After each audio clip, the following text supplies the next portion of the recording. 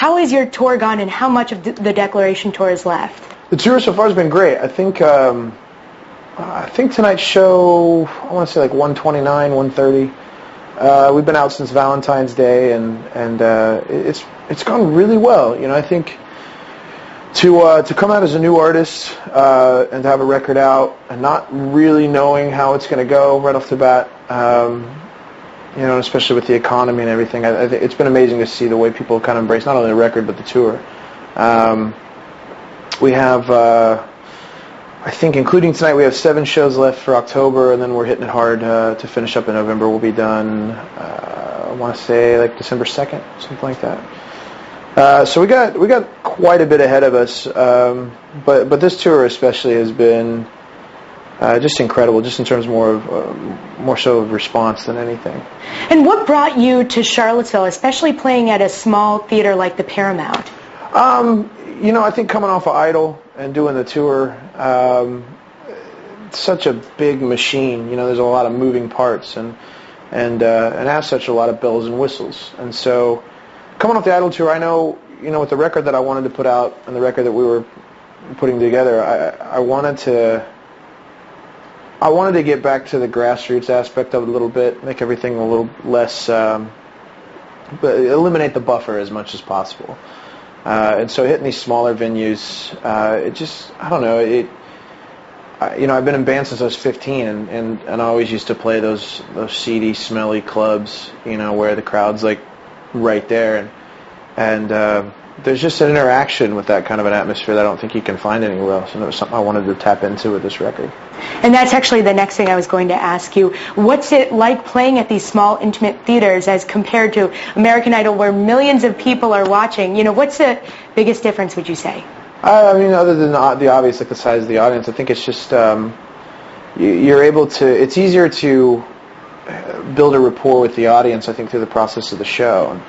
And you know, we try to make our show more than just a collection of songs. We try to interact with the audience. We crack jokes on each other and on ourselves, and really, I've tried to attack it just like a conversation. And because our goal is and always will be, you know, to have the audience leave feeling like they got way too much for their money. And so, if anything that we can do to do that, we're usually on board for. Usually. And we have to ask you an American Idol question while we have you here. What do you think of Ellen DeGeneres as the new judge for American Idol? Well, I think first off, you know, Paula was an integral part of the show for me, and I'm definitely bummed to see her leave.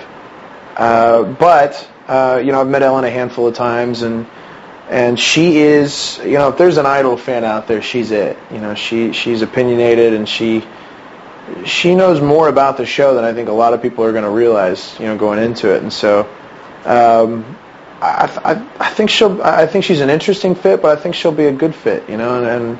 And you know, from somebody who went through the process, I think the more opinions you can get on how you're doing as you go through it, the better.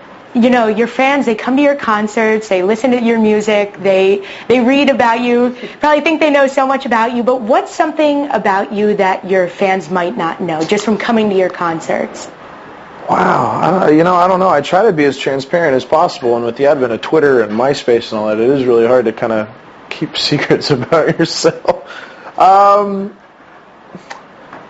You know, oddly enough, probably I'm a pretty low-key guy. Like, I would rather you know, order a pizza and watch TV all day than you know, go to a bunch of Hollywood parties and do all that. I don't know. I think I love playing music. I don't really vibe with the celebrity aspect of it too much. Now, I was hearing some talks of Kansas City Chiefs. Are they playing today? Are you a big fan? They are, and I am. They're playing the Cowboys today at home, and so I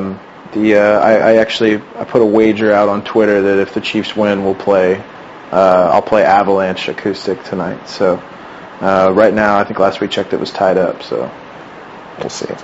And then the last question I had for you: what's next after the tour? We immediately go into... Well, actually, no, I take that back. We don't immediately go into it.